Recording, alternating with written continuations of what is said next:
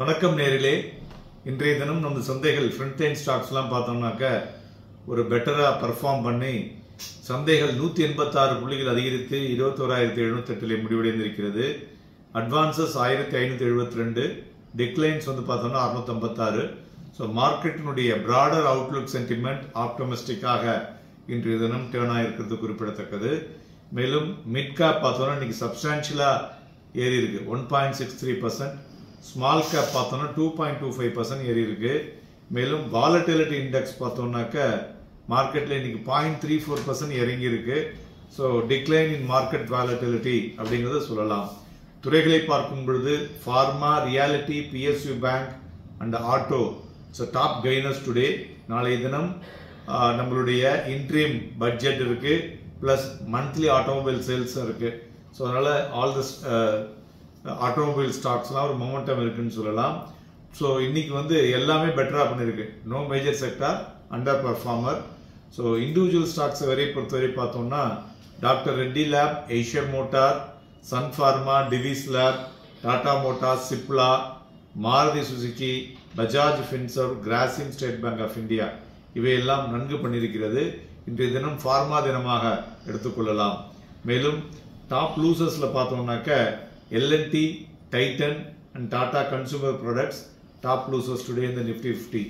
ஏன்னா L&T results எதிர்பார்த்த அளவுக்கு இல்லை என்பதைனால் அதனால இன்னைக்கு ஒரு பிக் டிராப். அதுதான் காலையில் மார்க்கெட்டை இறக்கினதுக்கும் ஒரு முக்கிய காரணம் என்றும் சொல்லலாம்.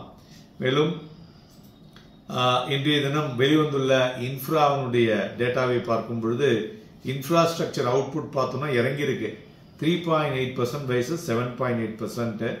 தென் தங்கம் பார்த்தோம்னா 148 ரூபாய் அதிகரித்து 62,780, வெள்ளி 100 ரூபாய் குறைந்து 72,242, குரூட் ஆயில் 87 ரூபாய் அதிகரித்து 6,391 மணியமாகி கொண்டிருக்கிறது. சைனாவுடைய எக்கனாமிக் பெயின் பார்த்தோம்னாக்க ரொம்பவுமே மோசமான நிலைமையில் இருக்கு. அதனால ரியல் எஸ்டேட் அங்கே கடும் வீழ்ச்சியை தழுவியுள்ளது. ஸோ அதனுடைய இம்பாக்ட் குளோபலாக சில தாக்கங்கள் இருக்கக்கூடும். மறுபுறம் இது இந்தியாவிற்கு ஒரு பாசிட்டிவ் இன்புட்டாக இருக்கக்கூடிய வாய்ப்புகளும் தெரிகிறது. அதுபோல பிளாக் டீலை பொறுத்தவரை பார்த்தோம்னாக்க டெலிவரி, பவர் கிரிட், தென் HCL டெக் இதில் பிளாக் டீல் நடந்துள்ளது. இன்றைய தினம் நிஃப்டி ஃபியூச்சரில் வால்யூம் பார்த்தோம்னா எபோவ் ஆவரேஜ். நேற்றைய தினம் நிஃப்டி ஃபியூச்சர் பார்த்தீங்கன்னாக்கா லாஸ்ட் ஒரு 1 ஹவரில் வீழ்ச்சி அடைந்து க்ளோசிங்கில் வீழ்ச்சி ஆச்சு. அது அப்படியே இன்னைக்கு உல்டாவா இன்றைய தினம் க்ளோசிங்கில் ஒரு ஹையை போயிட்டு ஒரு ஹையில் சந்தைகள் க்ளோஸ் ஆகி இருக்கிறது குறிப்பிடத்தக்கது.